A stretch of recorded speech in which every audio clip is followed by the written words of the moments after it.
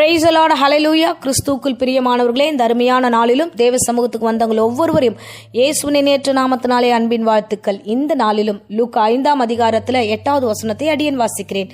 சீமோன் பேதுரு அதை கண்டு இயேசுவின் பாதத்தில் விழுந்து, ஆண்டவரே, நான் பாவியான மனுஷன், நீர் என்னை விட்டு போக வேண்டும் என்று சொன்னார். இந்த வார்த்தை நம்ம வாசிக்கும் போது பாருங்க, இயேசுவானவர் பேதுருவை நோக்கி போகிறார். பேதுரு அவன் வேலைக்கு போயிருக்கான், கடலோரமா அவன் வேலை செய்து கொண்டிருக்கிறான், வலைகளை அலசி கொண்டிருக்கிறான், அவன் வேலையை அவன் செஞ்சுக்கிட்டு தான் இருக்கிறான். அந்த இடத்துல இயேசுவானவர் போறார்.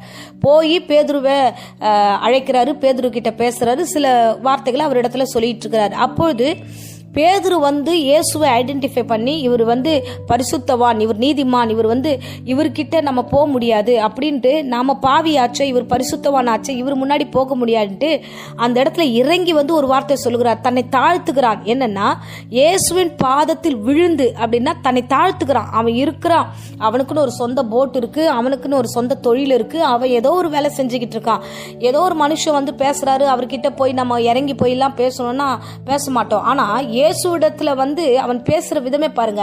இயேசு பேசுறதெல்லாம் பார்த்து கண்டுட்டு, ஐயோ நம்ம பாவி, நம்ம இவர்கிட்ட போக கூடாது, இவர் பரிசுத்தவான்னு சொல்லிட்டு அவன் தன் நிலையை அறிந்து காலில் விழுந்து, அவன் உடனே இமீடியட்டா அவன் சொல்றான், நான் பாவியான மனுஷன். தன்னை யார் என்பதை இயேசு இடத்துல ஒப்பு கொடுக்கிறார். இயேசுக்கும் பேதுரு யாருன்னு தெரியும். இவன் பாவியான மனுஷன், இவனுக்கு இப்ப யார் தேவைன்னா நான் தான் தேவைன்னு இயேசுவானவரும் போறார்.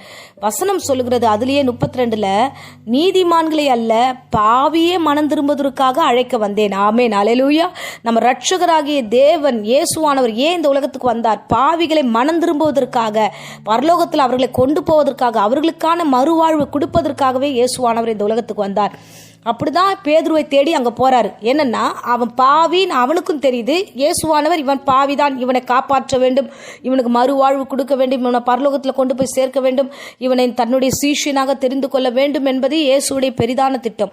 இன்றைக்கு நாம தேவன் நம்ம கிட்ட வராரு, நிறைய அற்புதங்களை காரியங்களை வெளிப்படுத்துகிறாரு. நிறைய பேர் உங்ககிட்ட இயேசு பத்தி சொல்றாங்க, நிறைய தெரியுது உங்களுக்கு. இயேசுதான் வழி, நம்ம வாழ்க்கைக்கு இயேசுதான் வழி, நம்மளுடைய குடும்ப வாழ்க்கைக்கு இயேசுதான் வழி, நம்மளுடைய ஸ்பிரிச்சுவல் லைஃப்க்கு அவர் மட்டும்தான் நமக்கு வழியா இருப்பாரு. இந்த டீனேஜ்ல யார்கிட்ட போனாலும் நம்மளை கை விட்டுருவாங்க, இயேசுதான் நமக்கு வழியா இருப்பாரு. நம்ம படிப்புக்கு அவர் தான் வழியா இருப்பார், நம்ம தொழிலுக்கு அவர் தான் வழி.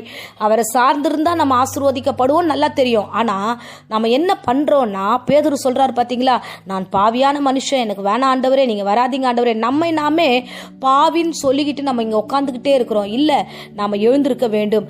தேவன் எதுக்கு தெரியுமா வந்திருக்கிறாரு? 31ஆம் வசனத்துல அதுலயே பாடுறோம். இயேசு பிரத்யுத்தரமாய் சொல்கிறார், பிணியாளுக்கு வைத்தியன் வேண்டியது அல்லாமல் சுகமுள்ளவர்களுக்கு வேண்டியதில்லை. ஒரு வியாதிஸ்தனுக்கு தான் டாக்டர் தேவை. சோ நல்லா இருக்கிறவங்களுக்கு டாக்டர் தேவையில்லையே. அப்ப பாவிக்கு தான் கடவுள் தேவையே தவிர, நல்லா இருக்கிறவங்க, நீதிமானா இருக்கிறவங்களுக்கு கடவுள் தேவையில்லை. அவங்க டைரக்டா பரலோகத்துக்கு வந்துருவாங்க, அவங்க செய்யற நல்ல விஷயத்துல அவங்க பரலோகம் வந்துருவாங்க. ஆனா பாவிகள் பாவம் செய்து நரகத்துக்கு போயிடக்கூடாது, அவங்க வாழ்க்கை கீழே விழுந்துடக்கூடாதுன்ட்டு தேவன் அறிந்து இந்த பிணியாளி, இந்த வியாதிஸ்தன், இந்த பாவத்தில் இருக்கிறவனை காப்பாற்ற சுகமுள்ள வைத்தியராகி இயேசு தேடி பேதுரு கிட்ட வருகிறார். ஆமென். இந்த நாளிலும் தேவ சமூகத்துக்கு இருக்கிற உங்களை, இந்த வசனத்தை கேட்கிற உங்களிடத்துல கர்த்தர் பேசுகிறார். வசனத்தை நீங்க கவனமா கேட்டுக்கொண்டிருக்கிறீங்க. நீங்க பிணியால், நீங்க வியாதிஸ்தர்களா இருக்கீங்க, நீங்க மனநோவா இருக்கீங்க, உங்களுக்கு வழி ஒரே ஒரு வழிதான், இயேசுதான் வழி, இயேசுதான் டாக்டர். அவர்கிட்ட வாங்க, உண்மையான டாக்டர் கிட்ட வாங்க, மனம் திரும்புங்க. ஆண்டவரே, நான் செஞ்சதெல்லாம் பாவம், என் பாவத்தை மன்னிச்சிடுங்கன்னு ஒப்பு கொடுங்க. பாருங்க, அவர் சொல்லுகிறார், நான் பாவியான மனுஷன் சொல்லிட்டு இயேசுவின் பாதத்துல விழுந்து அவன் தன்னை ஒப்பு கொடுக்கிறான், தன்னை தாழ்மைப்படுத்துகிறான். தாழ்மை உள்ளவருக்கு கர்த்தர் கிருபை அளிக்கிறார். யார் தன்னை ஒருவன் தாழ்த்துகிறார்களோ அவர்களை நிச்சயமா கர்த்தர் உயர்த்துவார். ஆகையால தேவ சமூகத்துக்கு வாங்க, தேவனிடத்துல ஒப்பு கொடுங்க, உங்கள் பாவ அறிக்கையிடுங்க. நீங்கள் மனம் திரும்பும் பொழுது பெரிய ஆசீர்வாதத்தையும் அடையாளத்தையும் பெற்றுக்கொண்டு உங்களை கர்த்தர் நிச்சயமாய் ஆசீர்வதிப்பார். பெரிய ஆசீர்வாதம் உங்களை தேடி வரும். நீங்கள் உண்மையாகவே வரும் நாட்களில் ஆசீர்வதிக்கப்பட்ட அந்த அடையாளத்தை நீங்கள் காண்பீர்கள். ஆமென். இப்போதும் அடியேன் உங்களுக்காக ஜெபிக்கிறேன். அன்பு ரட்சகா, அப்பா, இன்றைய பேசின வார்த்தையின்படி கர்த்தாவே, பாவிகளை மனம் திரும்புவதற்காகவே அழைக்க வந்தேன் என்று வார்த்தை கொடுத்திருக்கிறேன்.